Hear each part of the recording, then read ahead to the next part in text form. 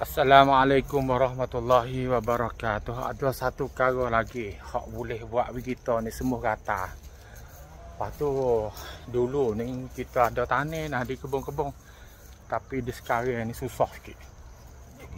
Hak nak tanah di kebun-kebun kita ni jadi susah sikit sebab kita tu buat tubik ataupun orang panggil kata kita tebal, orang tani panggil tebal. Tapi nak ajak ni tengok. Wah cepet tak. Wah. Ni moyek ni. Tak buat main dengan moyek. Kalau kita ada tu tak apa, kalau kita tak ada dia mari di sini dia kaki bukit. Ni nah siapa dia tempat hak pokok sepi royak. Kata dia boleh sembuh rata boleh. Orang panggil kata pohon jering. Ni pucuk dia ni. Tapi supi nak ambil ni daun dia hak tua sikit. Kita pergi buat ubat rata. Nah, pohon jering. Pasal Thai dia panggil kata ton niang. Pasal Thai dia panggil kata ton niang. Luk niang. Dulu kalau makan jering rebuh dengan nyo muda kukur sedap. Nah, dulu Tapi lah ni payah nak boleh makan. Tapi orang jadi kare buah pinggir tu jangan sangat nah. Jangan nah. Oh, kalau makan buah jering sudahlah. Kecing tak tubik sungguhlah. Tubik tu jangan. Orang jadi buah pinggir jangan. Buah jering jangan.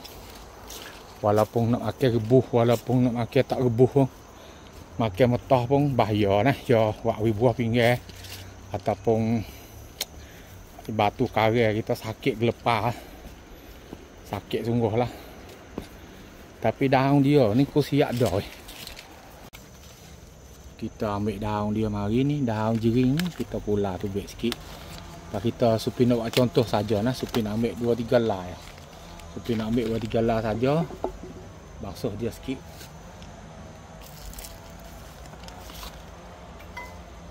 Lepas tu potong kecil-kecil untuk nak kita mudah tumbuk nah. Kita potong kecil-kecil. Boleh semua rata nah. Kita potong kecil-kecil belah ni. Lepas ni Supi ambil ni tawah. Tawah ni, tawah hak besar ni. Tawah. Pasal Thai dia panggil kata sansom tawah. Tapi Supi ambil hak debu nah. Satu sudu. Hak debu ada duk dalam ni, hak ya hancur. Ya hancur ada dalam ni kita tumbuk. Kita bubuh satu sudu kita tumbuk.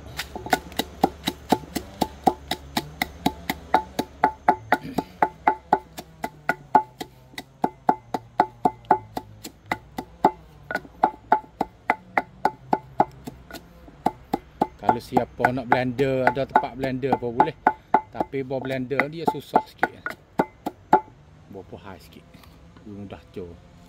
Pasal lagi pun kita kena guna wia basah juga sikit-sikit. Okey. Kita guna air dia. Kata dia mudah cor sikit.